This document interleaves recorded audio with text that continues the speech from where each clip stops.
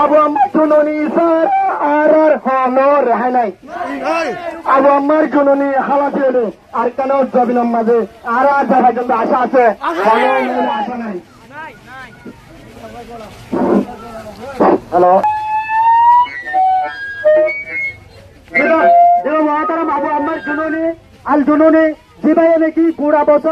বছর আর কান মাঝে জল মাঝে তাই ওর নিজের জীবনের নিজের জুরবানের কুরবানি দেবে নিজের শরীরের কুরবানি দিয়ে আবু আমার জননী আজ বাংলাদেশের সরকারে জিয়াল মানে চলে রাখছে আর আসলে মেয়ের বুঝতে চলছে আর আমার জমিনের ফিরে চাই আর কান রোহিঙ্গা সেলফিশন আর্মির ফিরে চাই আর কান রোহিঙ্গা সেলফিশন আর্মি